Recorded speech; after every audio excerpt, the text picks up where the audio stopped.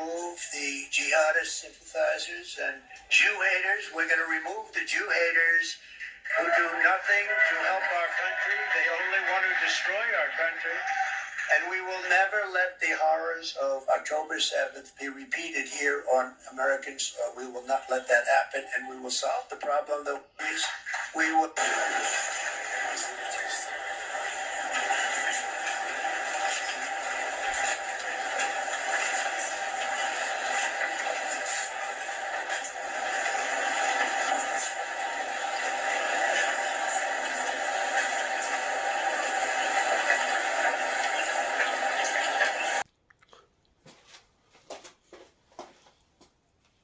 All right, Shalom. Shalom. Ahab. La. Baraka. In other words, peace, love, and blessings.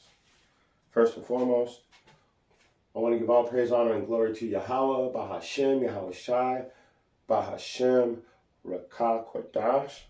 And I want to give double honors to the elder apostles, the prophets, and the teachers at GMS that have been bringing out this 100% truth for the last 30 plus years. Not wavering to the left or to the right, pursuant to Ephesians 4:14. Let's get right into it. You saw what Trump said. So the first thing we need is to go to Amos chapter 8.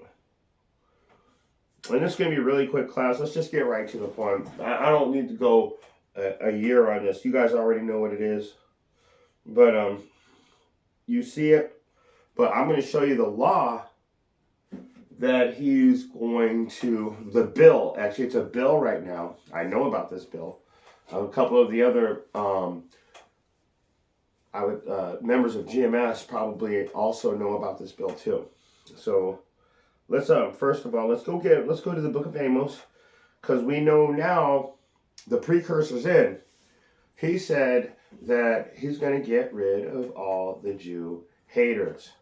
And so I'm going to show you how he's going to do it right now. But first, we need to get some scripture. Amos chapter 8 and 11. Behold, the day is come, saith Yahweh our power, that I will send a famine in the land, not a famine of bread, nor a thirst for water, but of hearing the words of Yahweh. So he just told you he's going to get all the Jew haters. Watch this. How is he going to do it? Like I said, this is going to be a really quick class. How's he going to do it, though? It clearly says right here, this is the bill that I was telling you about. It's called C-367. Bill C-367, you can look this up. It's purported to amend the criminal code. So we're gonna amend the criminal code, and it's going to refine the boundaries of free speech. So they're gonna polish up these free speech boundaries by amending the criminal code. So what are they actually going to do? Let me explain. The boundaries of free speech, they're going to they are going to criminalize public Bible reading and other expressions of Christian teaching. Shall I read it again? They are going to criminalize public Bible readings and other expressions of Christian teaching. This is Bill C-367. So, who are the only people that are out on the highways and hedges that are reading the Bible? Well, that's the Israelites. In fact, let's get that. That's, what is that? Luke. Let's get it. Go to the book of Luke, chapter 14 and verse 23.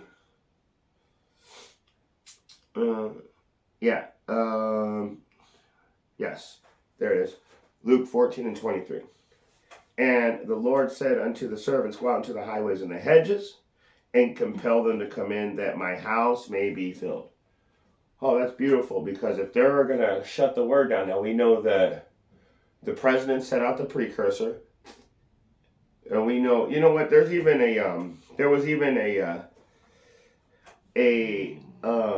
eclipse marking a future judgment, and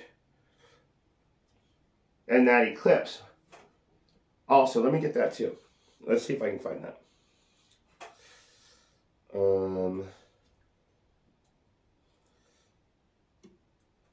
Amos chapter 8, KJV. There it is. Chapter 8, and I think it's verse 9. That's why but I got this one over here. I want to read that again. So, I want to show you something really quick. So first, I want to go back over here. It says, and the Lord said unto the servant, go out to the highways and the hedges, and compel them to come in that my house may be filled. And the beautiful thing about that, if there's going to be a famine of the word, that must mean that his house is going to be filled, because he's going to shut the word off from all the people. But it clearly tells you that we're going to be out on the corners until his house is filled. But what's going to happen after his house is filled? And you know, like I said, this famine of the word, there was a eclipse. Why would I bring up the eclipse? Well, that we were in Amos chapter 8 and we read 11, but let's back up a little bit to verse 9 and see what that says. And it shall come to pass in that day, saith Yahweh our power, that I will cause the sun to go down at noon, and I will darken the earth in a clear day. That eclipse has happened. And I'm not saying that that's the exact eclipse before the famine of the word, but we've got a bill. We've got the President Trump telling us that he's going to stop all Jew haters. The bill says no more public Bible readings. If this bill passes, it'll become a law. And that'll get rid of all the Jew haters. So you'll probably still be able to teach the Bible, but only the way they want you to. Because I've seen Trump also in the same breath promoting a KJV Bible with the Declaration of Independence, the Pledge of Allegiance to the flag, you know, the Republic of America, the Constitution, the pretty much the Bill of Rights. So all that stuff is in Trump's KJV Bible. That sounds like an Edomite Bible to me. I don't even know why they put the KJV with that, because if they were to read the KJV, they probably wouldn't. They might want to get the NIV or something else. But anyway, back to it. So we know that they're going to put a stop to it. We know that there was a eclipse marking future judgments. Okay?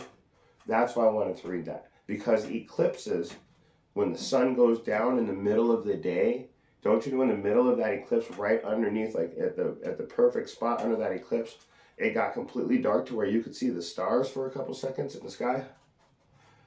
It's marking a future judgment. So let's read verse 10 in Amos. Might as well, let's read the rest of the chapter, right? Okay, so, and I will turn your feasts into mourning, so you guys won't be out at the Henny Fest anymore. You won't be out doing Christmas and Easter and any other stupid holiday you can think of. Birthdays, all that self-worship. No, that's all over. Now we're going to turn that all into mourning. We're speaking it into existence right now. And all your songs and lamentations, and I will bring up sackcloth upon your loins, and baldness upon every head, and I will make it as the mourning of an only son, and the end thereof as a bitter day. That's saying a lot. That is saying a lot. First he said, yeah, I'm going to bring sackcloth upon thy loins. So bald heads and sackcloths are for mourning death. And you're going to be mourning, like you're going to be sorrowful, like you were mourning the death of your only son. Firstborn, like that's all you got, and that's what you lost. That's a serious feeling. But what is that feeling? What is that feeling for? Well, it's comparing. It's being compared to something. So what is it being compared to? Now let's read Amos 8 and 11. Behold, the day is come, saith Yahweh our power, that I will send a famine in the land, not a famine of bread, nor a thirst for water, okay? It's not for bread and water, but of hearing the words of Yahweh. So when the Most High comes and snatches up all his prophets And it shows you that we're going to be on the highways and the hedges. The Lord said unto the servant, go out into the highways and the hedges and compel them to come in, that my house may be filled. So I would be pretty sad too, because if we're not out there anymore, maybe that just might so happen to mean that the house is filled, because we're going to be out there until the house is filled. Okay, let's keep going. Verse 12. And they shall wander from sea to sea, and from north even to the east, and they shall run to and fro to seek the word of Yahweh, and shall not find it. So you guys are going to be real sad once we're gone, because you're going to wish that you could get some of that information, but it's going to be too late. And that goes, like, literally, that goes into the wise virgin and the foolish virgin. And the foolish virgin said, let us too have oil. And the wise virgin, what did the wise virgin say? No, lest there not be enough for both of us. You got to go to the people that sell the oil and get some from them. And the messed up thing is that the only people I know selling wisdom is IUIC, Sakari, ISUPK, one body that used to be in Yahushua, and now it's just one body. So this is just like an overview. HOI with Zabak, you got Watchmen for Israel, you got the Sons of Thunder. These guys aren't in the truth, but they'll definitely sell you the word. Nate being number one, he'll sell you a preset package. The funny thing is, I'm just making fun right now, but the foolish virgin, you're going to have to go out and buy your oil. Don't you know that the famine of the word's already started if you're out trying to buy the oil, because these people are mourning. They're in mourning. Why? Because it's too late. So when you're out trying to buy the oil for yourself, and you're out finally trying to get that wisdom, it's going to be too late for you, and the Most High is not going to be dealing with you. Let me finish this out, because this is a short class. So we know that they're going to go to and fro, and they're going to seek the word of Yahweh, and they're not going to find it. Verse 13, in that day shall the fair virgins and the young men faint for thirst. Wait a second. I just told you it's not about the thirst. What are you talking about? Well, let's go back one verse again. It says that there shall not be, it'll be a famine in the land, not a famine of bread, nor of thirst for water. They're craving the word of Yahweh. That's the thirst. That word of Yahweh, that basic knowledge and wisdom. They don't got it no more. Now they realize how important it was when they were scoffing, when they were forbearing. You know what forbearing means? Straight rejecting the word. Now they're like, oh, I didn't know. Yeah, you did. That's why that spirit's on you to say, I didn't. I didn't. Yeah, you knew the whole time. Subconsciously, you tried to think of every justification to not be in the truth. But now you're not in the truth, and you realize you wish you were. So one more verse, and then we're going to shut it out. So this is verse 14. And you know what? Let's go to, where we're done with that. We're going to go to Revelation. We're going to close out with Revelation 22 and 7. So if you're already there, Revelation chapter 22, and go down to verse 7, and it reads, behold, I come quickly. Blessed is he that keepeth the sayings of the prophecy of this book. So if you don't want to get caught up in the famine of the word, study. That's what the wise virgins did. They studied. Now they have all this wisdom and knowledge. And what that represents is knowing what to do in the end times. So if there's a famine of the word and you're trying to figure out what to do, it's already too late for you. And with that being said, if you got eyes to see and ears to hear, I hope you got something out of this short message. Shalom.